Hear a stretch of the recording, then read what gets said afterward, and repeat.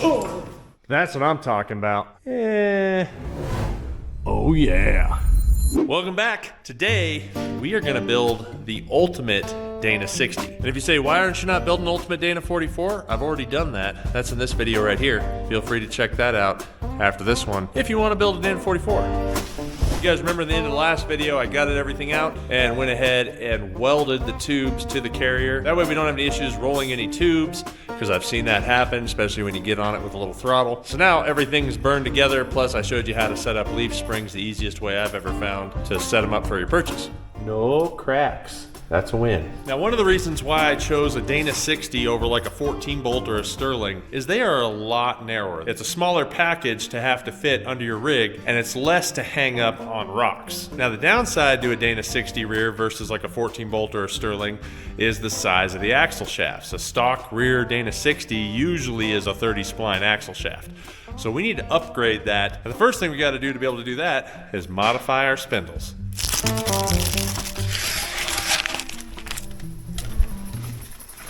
Now, usually when you're building a rock crawler, you are gonna step up to alloy axle shafts. No different for us. We went to Yukon, got our 35 spline Dana 60 axle shafts. But here's your problem. You go to set it in the spindle, and it doesn't fit, because this is designed for a 30 spline axle shaft. Now, that doesn't mean there isn't enough meat here to fit a 35 spline. There's more than enough thickness in this spindle. We just gotta drill it out. There's a couple ways that you used to be able to do this. Number one, you had to take it to a machine shop and have them bore the spindle out. Or you sat here and tried to hone it out yourself for the next 3 days. Or you cut it off and you bought a spindle that was set up for a 35 spline shaft. But Yukon has fixed that. Yukon has now made their own spindle boring tool, and this thing will actually drill this out to be able to fit our 35 spline shafts. So now you can do it in the comfort of your own garage. What's cool about this is it's like a mobile drill press that threads on to the spindle. So we put the new bit on there, we thread this on, and then we can just start drilling. This thing is sharp, sharp. Fancy. All right. Now, usually if you guys see me work on rear axles before, I'll take a rag and run it all the way through it and clean it out really good. In this case, this axle tube is clean, but it's full of gear oil, which is exactly what I want, because that's gonna help with cutting this thing open, is help keep the bit cool and keep everything together. I have been wanting to try one of these for so long. I'm so stoked to finally have one. Should have seen him when it came in. You were so excited. So like I said, this spindle is already full of gear oil, which makes for a pretty nice cutting oil, but you do want to make sure that you don't have any dirt or grime or anything in there that's going to ruin that drill bit. Now that we're set up, we're threaded onto the spindle. It's just like using a drill press by hand.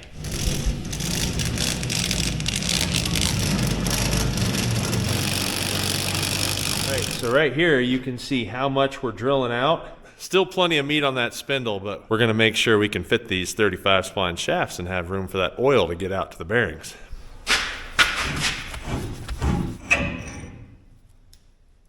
Oh yeah.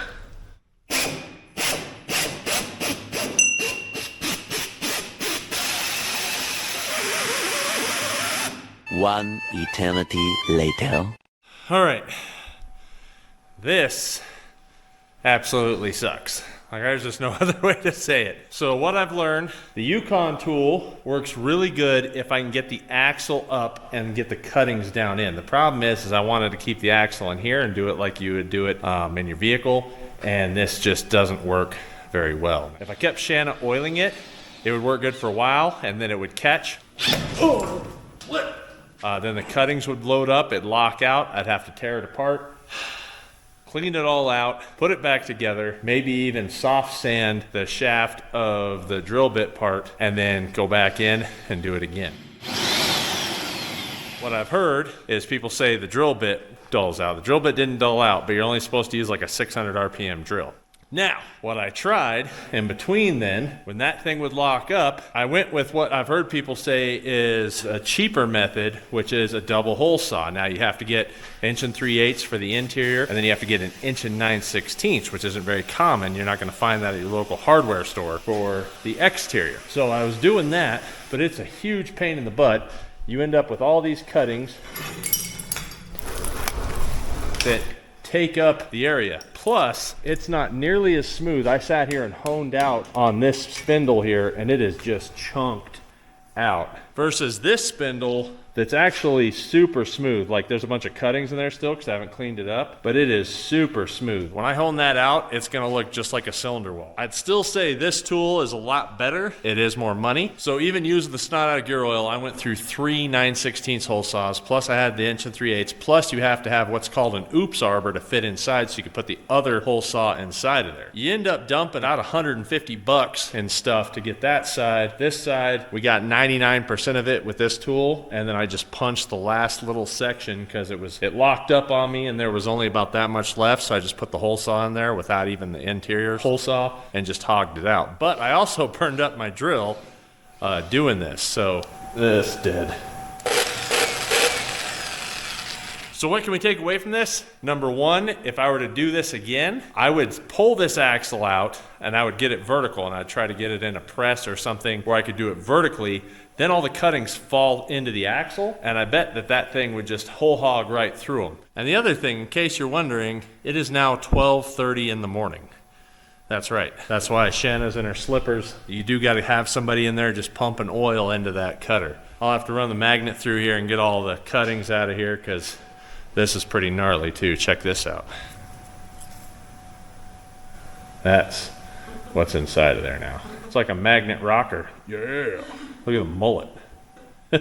Because these are only 1 9/16, you have to get a caliper honer to hone these out. But I want you to see how clean that did with that versus, I don't know if you can see those grooves in there using the double hole saw. They both take about the same amount of time, except that's a lot more work. And pick your poison, but this way it comes out a lot nicer. I'm not super happy with how that spindle came out, so we'll see. I guess worst case scenario, it breaks one day and I have to cut it off and weld a new one in. We're going to bed. I'll see you guys in the morning. So we got a new morning, rested up, ready to go. Shanna cleaned up the shop. I got the axle all cleaned up, got all the metal out of it so there's none that can hurt or harm anything. In this case, we're gonna do a low pinion Dana 60. If you guys wanna know how to do a high pinion Dana 60, I did one for Robbie back here. And just like all those, I stick with Yukon gear and axle for all my ring and pinion installs. They pretty much have the game figured out on what parts you need for where, for what axle. I got all my parts from them. Let's get this thing installed. So what I went with to match my Dana 44 front is 488 gears. Of course, you need a Yukon diff cover. Just FYI, I am a huge fan of cast nodular style diff covers versus weld-on diff covers because the welded together diff covers seem to warp and they always leak, where the cast ones I think actually add rigidity and strength to the housing as well. I always want to go with simplicity. I chose the Yukon Grizzly locker because it's strong and I don't have to think about it. When I push the gas, it locks. If I just wanted to do a cheap locker install, I know some of you guys like what they call the lunchbox lockers, which is fine. The problem with that is they aren't as strong as a Grizzly locker, number one. And secondly, if I bought one of those because I'm changing gears to 488s, I'd also have to buy a carrier, add those two together, and now I could have just bought a Grizzly locker. The reason I'd have to buy a new carrier is there is a carrier split on Dana 60s for 456 gears and up, so it actually changes the depth of the way the carrier sits to the ring gear. That's a strong bag. Yeah. Beef. When you get your replacement ring and pinion and carrier or locker, make sure that you take some brake clean and a rag and clean off all the like cosmoline or whatever that's on there, because there's a bunch of stuff on here. You want to just make sure that you get it cleaned off, and all that is just like a rust prevention, but you want to make sure you get a solid good seal for that ring gear on this carrier. Colt's morning trick of the day: you put brake clean on your rag. It's actually going to last a lot longer than just spraying the item because it'll evaporate faster. Ooh, that fits nice. All right, so when it comes to putting your ring gear on, I always use red Loctite. You do not want these bolts to ever back out. Just a little strip like that, a cherry juice.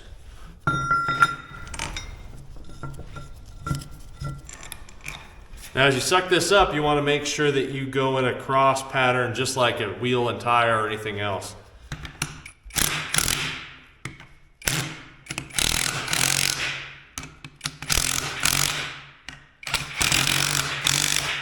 That was put on really light with the world's cheapest DeWalt Pretend impact. Now I'm going to go ahead and torque it up. Now that's one of the best things I love about Yukon Gear and Axle is they give you what I call your install kit Bible. It's only 18 pages, so if you can read 18 pages, which is mostly pictures, you can install gears. You don't have to message me, you can watch this video, and then you can get Yukon gears. You get this book, read through it, it'll tell you if you're too deep, too shallow. Anyway, it also gives you all the specs for every axle. This one has Dana 60s, ring gear bolts, 110 foot-pounds.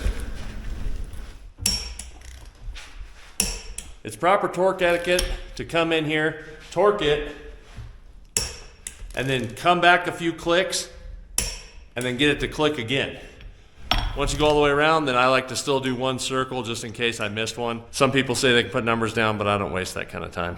The next part helps us set up our new gears, and that's pulling our old shims out to know where to kind of start with our new ring and pinion. I'm going to start by pulling the carrier bearings. One of the best tools you can get is from Yukon here. This is an older one, but it still works great. Obviously they make new ones now, but it's a pretty simple process. You just have your pinion bearing puller here. You have a clamshell that holds that bearing. So you kind of just set it up, zip it down, and it pops the bearing out without damaging the bearing. We can pull the shims out. We're going to put them on that carrier.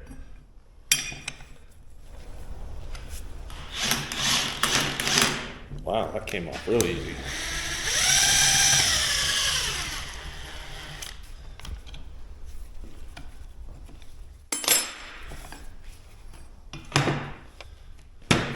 All right, so here is our old bearing. I'll just set off to the side. Here are the original shims that were on this side of the ring gear. So I'm gonna clean these up. I'm gonna take my mic and I'm gonna see how thick they are, and then we'll match our new shims to this shim pack and set it in.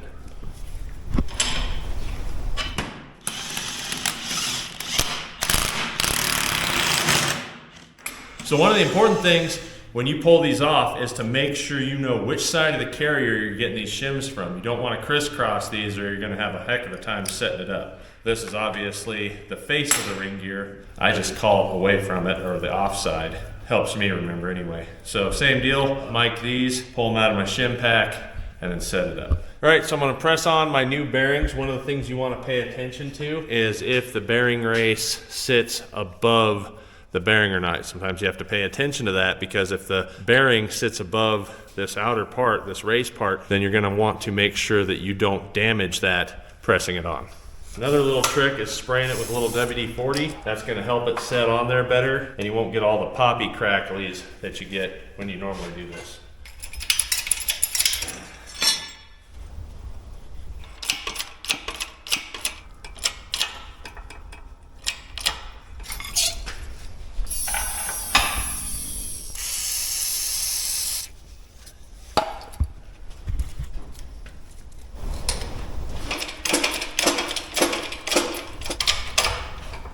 All right, same process applies to the pinion. Now there are shims here, which should be our spacer shims, but just in case they put it in here, I want to go ahead and take this bearing off just to make sure.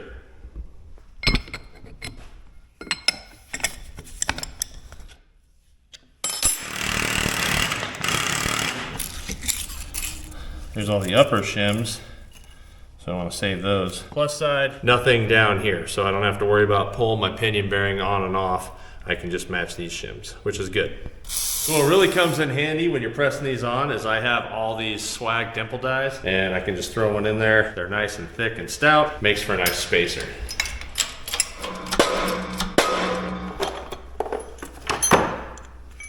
So just like I've said many times before, doing gears really isn't hard. It's just time consuming, and you need a lot of specialty tools. Bearing race driver is one of them. I didn't have a new oil sling shim, which this is the original one, so I'm going ahead and putting it back in. But this is what sets the pinion depth. So we want to make sure that we get these in right so that we make sure that pinion's set with a good starting point.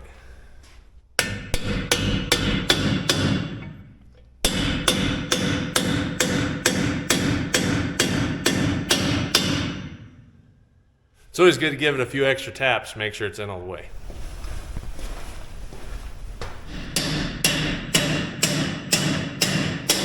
I also like to put a little gear oil into the bearing, and that way it starts life with a little gear in it, and it'll also actually help you get a better pattern with the bearings pre-greased.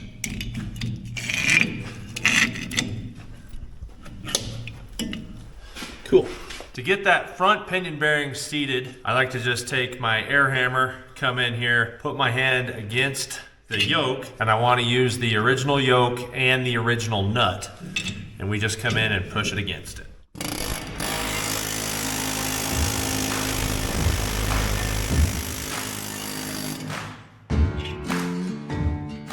Like I said, you want to use the original washer and the original nut. You do not want to use your brand new pinion nut that comes with your install kit until final assembly. Otherwise, what will happen is you might end up ruining these threads. I put my little shims back on the pinion before I put the bearing in, and that's supposed to put your separation between the inside bearing and the outside bearing. Gives you the perfect amount of preload on the bearings. Now, I don't know if it's going to be the same for this one, but it's our starting point. So that actually feels pretty good. Like, actually the resistance there feels about right. I did put some anti-seize on here because I don't want to mess these threads up. I'm going to hit it with my air chisel on this side and on that side in these little dimples and just make sure that everything's set good, and then we'll check it again. Once again, you go back to your little Yukon gear install Bible, and it says the pinion bearing preload should be about 17 to 30 inch-pounds. So I'll show you how to check that now. So what we're looking for right here is inch-pounds, and you can see it's sitting right around 20. So that's one way, and we're right about 20 to 23 going the other way. On a brand new pinion bearing, those are perfect. One of the other things I see people make the mistake of is putting their pinion seal in once they put their bearings in. Do not put your pinion seal in. Wait till the very last bit of install before you throw that bad boy in.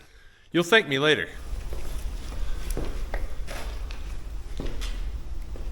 If you set your races at an angle when you go to set this carrier, it makes it a lot easier.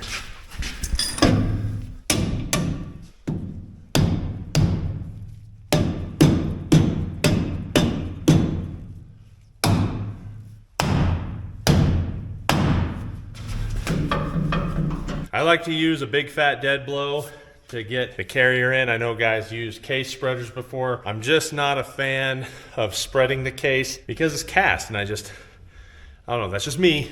Doesn't mean you can't do it. Like I said, there's the right way, the wrong way, and the way I do it. That's the way I learned how to do it. That's the way I like to keep it.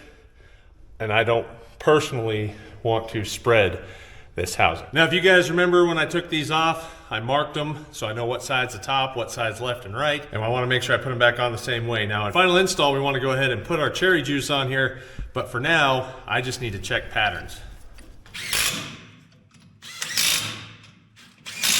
So now we're back to another specialty tool, and that is our dial indicator and magnet. Now, fortunately, in today's age, you can actually get all this stuff from Harbor Freight pretty reasonably. This is the one I've had for years. This actually was my dad's, and I still own them. You know, you take care of your tools, they'll take care of you. What we're looking for here is our ring gear backlash to our pinion, and it should be, according to this thing, 6 to 10 thousandths. So what we have right here is about 22 thousandths. That's obviously way too much backlash. So what I'm gonna do is I'm gonna pull one of the shims off of this side, move it to this side. I'm not changing the amount of shims here. I'm just taking a shim out of here, putting it on here. That's gonna move the ring gear tighter to the pinion, which will tighten up this backlash.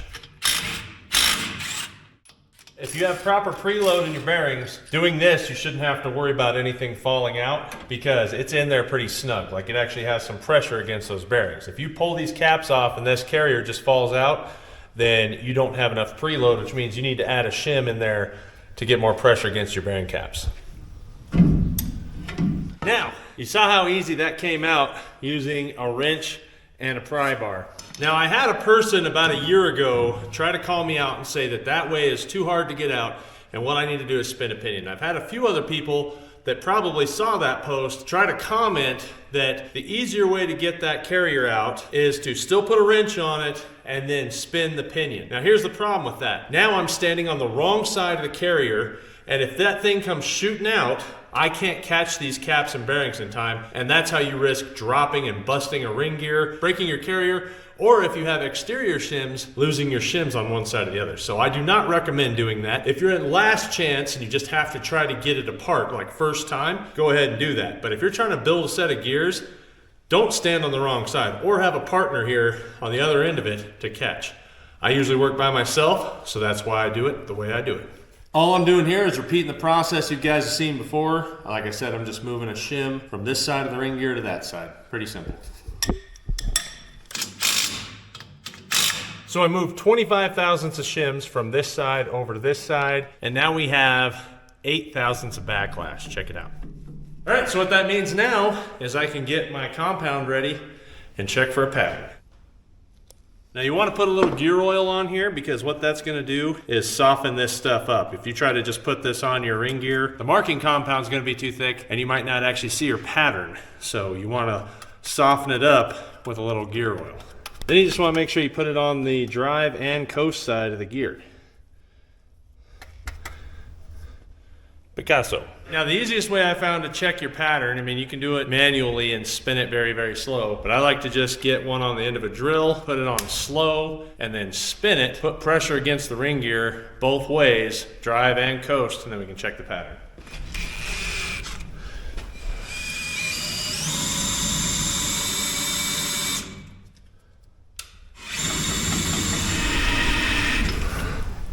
So now it's the important part of checking the pattern. Now the perfect ideal pattern is like an oval shape in the middle of your gear on your drive side and your coast side. Your drive side is more important. You want that to be centered. Your coast side, if it's off, the farther off it is, that's gonna give you your like ring gear howl. When you hear the rear end howling, when people are at deceleration off the gas, that's how you hear that if your coast side isn't set up. So you wanna try to get them equal on both sides, but you definitely want to care about your drive side.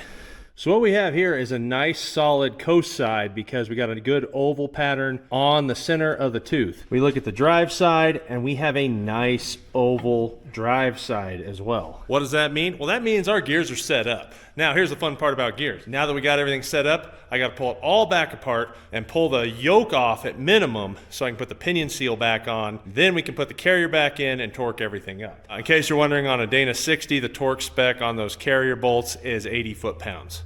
Don't forget to put the Loctite on it too.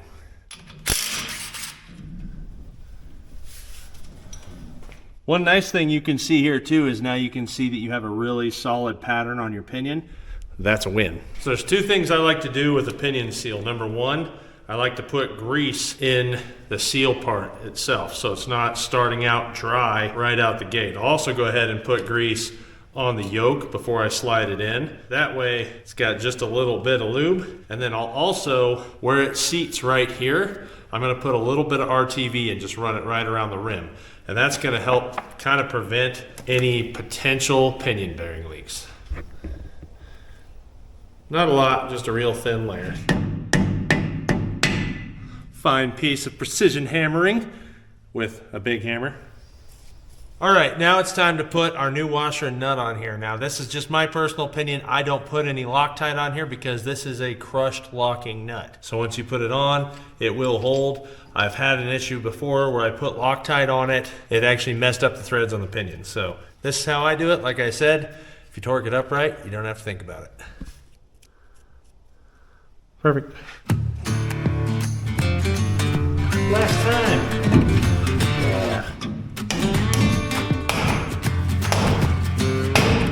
And like I said, don't forget the Loctite. Cherry juice, 80 foot-pounds.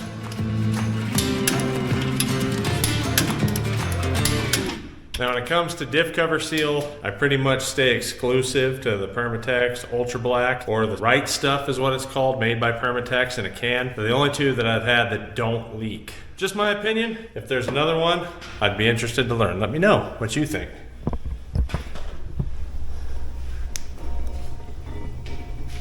This is also something else I do, kind of smother it all over the entire cover. That way there's nothing that's not going to be sealed. And then I double down on the housing side. There we go. Nice heavy duty cover.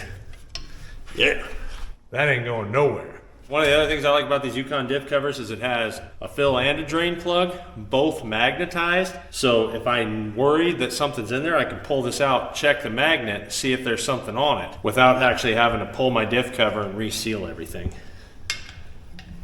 Next part I think you guys are gonna enjoy because nobody wants drum brakes. I'm sorry, you just don't want them. They're ancient history. Usually it's a lot easier to change just pads than it is to change shoes and all the other junk inside. We're gonna do the same.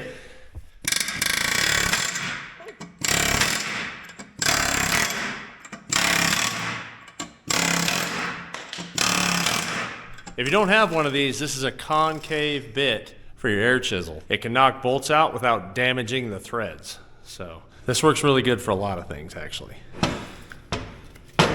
Not that I'm gonna reuse these, but I wanna save these in case I need one on a rainy day. Oh yeah, goodbye to this garbage. So factory, these things came with a 1/2-inch stud. From lugnut4x4.com, I was able to buy these. These are a 9/16 direct replacement designed for this disc brake kit. So you can get these longer, designed for an alloy wheel, so you have enough stud to actually get the thread on there. Plus, it's obviously a thicker stud too on this part, so you definitely don't have to worry about any failures. See that difference? Shazammy.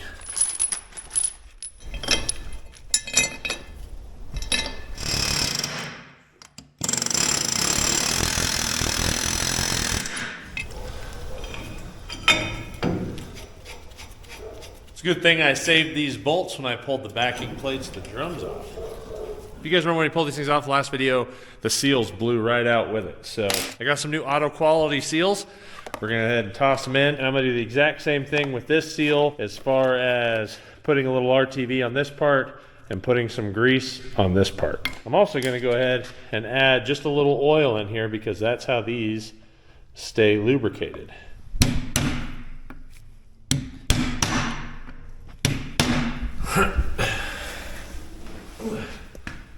Set this up. Same deal with this bearing because it's oiled by the diff fluid. I went ahead and put some gear oil in here before I throw it in.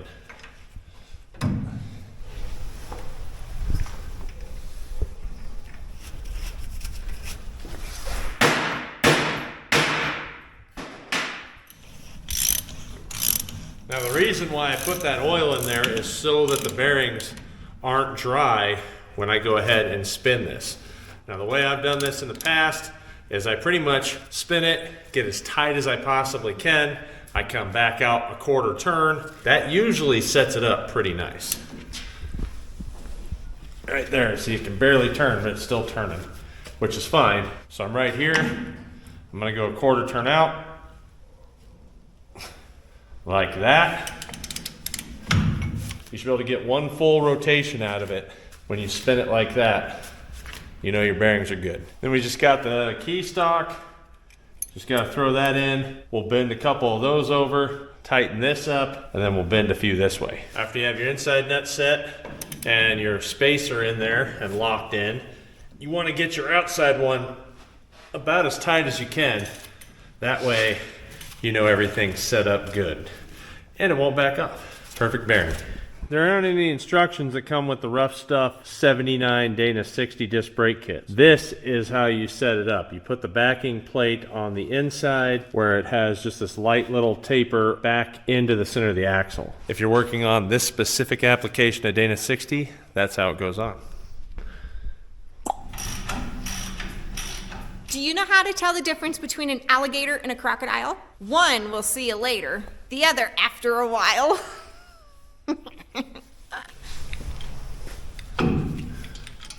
There we go. So one of the things I love about a Dana 60 is a lot of them have the same length shafts left and right, including this one, which is great. The downside is the 30 spline axle shafts like I talked about at the beginning of the video. Here is the 30 spline axle shaft, and here's a Yukon 35 spline axle shaft. Now these are a cut to length axle shaft, so I have to cut down a little bit of this to make it fit. You can see absolutely how much larger this one is from this one. There is a huge difference all the way down this thing.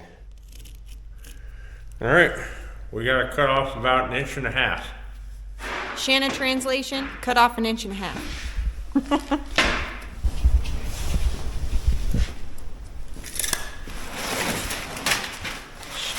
The other nice thing about these being both the exact same length, left and right, if I ever was worried and wanted to carry a spare shaft, I could just buy one of these, cut it to length, and then mount it up somewhere in the rig and never have to think about it again. All right, so there's a couple ways you can cut an axle shaft. You're not gonna be able to do it with a saw because these are hardened alloys. So you're gonna have to use like a cutoff wheel, or you can use a chop saw with a cutoff wheel. But I'm gonna do it with a grinder with a cutoff wheel because that's probably how you guys would do it at home, and kind of show you the process of how I would do it. So I went ahead and put a tape mark on here. I'm gonna go now and just cut the outer splines. I'm not gonna dig into it yet. I just wanna make a nice straight line with the outer splines.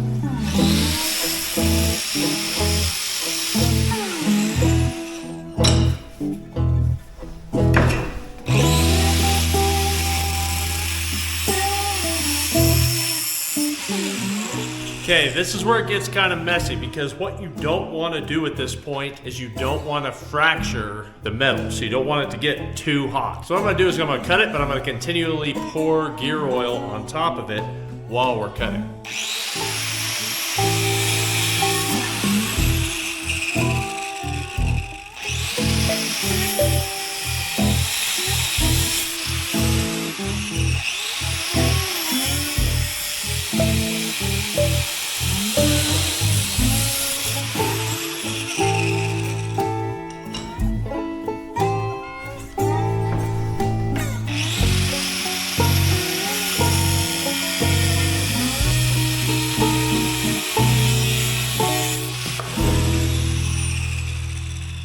Man, that's smooth. Now that it's cut nice and smooth, I'll still go ahead and take my flap disc, run it across the end, and then I'll just run a nice little angled taper here on there. Let me show you how I'm gonna do that. All right, so if you guys know, I use that Eastwood VersaCut on a lot of things, especially lately. I've just been using it more and more, getting better with CAD. And one of my fans actually bought one using the Colt Builds 10 discount code to get 10% off on his VersaCut, and he made me this super cool tool. He actually saw it on TomTom's channel, and he's like, I gotta make one for you. So thank you, Dave and Candy. They were also the ones that actually made me that wood sign over the door. Check this out. Now he went one step up, put this little switch on here. Nothing better than rad, dangerous tools.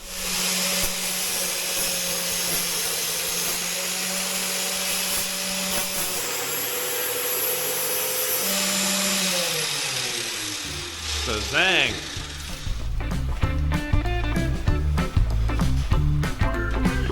Right, now that we have this nice opened up area, it needs to be big enough not only to fit this axle shaft, but to clear the oil in the differential to come out here and fill this hub up. So we have more than enough room. We can slide the shaft in, put it on.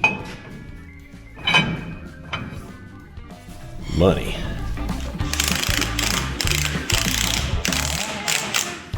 Who's got the beef? Yeah. Where's the beef? That's lots more strengths.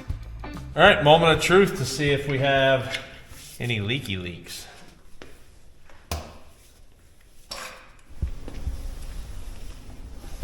There it is. Whew. Got it. Now when you have a full float axle, meaning it has hubs and bearings on the outside, the axle shaft can be removed separately. You want to make sure that you jack up each side and get that oil in those wheel bearings. Then come back, pull the plug back out, and top it off, because it'll probably take a little bit more. A lot of people forget that with axles like this. You want to go ahead and make sure that both those bearings are fulled up, then do it again.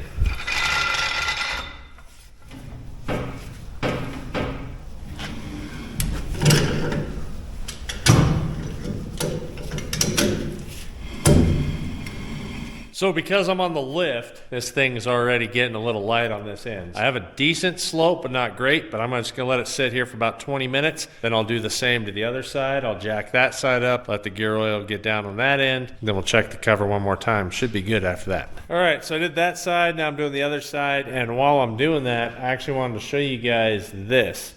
If you notice, I have these calipers here. They're like a 76 Cadillac Eldorado caliper. What they're gonna allow me to do is hook up my e-brake cable to my calipers so that I actually have an e-brake, because this thing's a manual transmission. So instead of doing a line lock, I have an e-brake that can pull and tighten up those rear calipers. The downside is that the e-brake cables that I ordered haven't shown up, and I was looking at a way that maybe I could make those work, but we're not gonna have time for that today.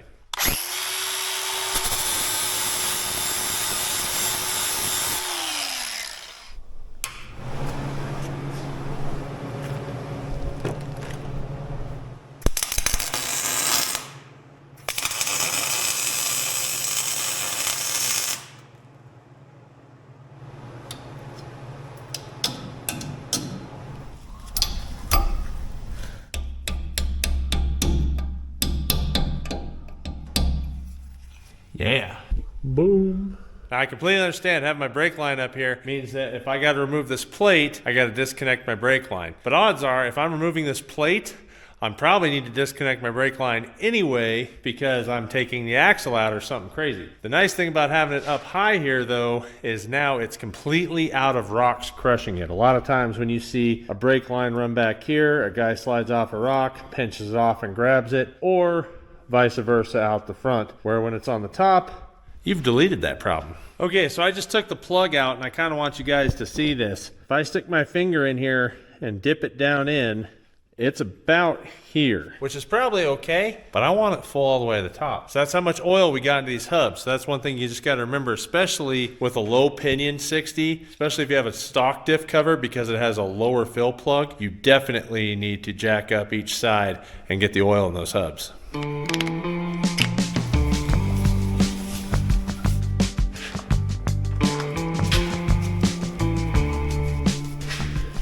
So if you saw the last video, then you saw how I weld up the axle tubes, showed you how to set up leaf spring perches the correct way where they're trued up, install gears on your rear 60, how to bore out your spindles for 35 spline shafts, and how to add all the beef to make a Dana 60 much stronger than it could ever be. Plus, we have much more clearance than like a 14 bolt or a Sterling, which is going to be huge. Not just this way, but this way too. And all done with Barnes and Yukon parts. So if there's anything you want to get from those companies, use the code Colt Builds It. You get 10% off anything they got. It's been a long day. Shanna just made dinner. Please make sure to like and subscribe. See you later, alligator. After a while, crocodile. Thanks for watching. We'll see you guys next time at the Matt's Off-Road Games. Hope to see you there. Jalopy time. Oh yeah.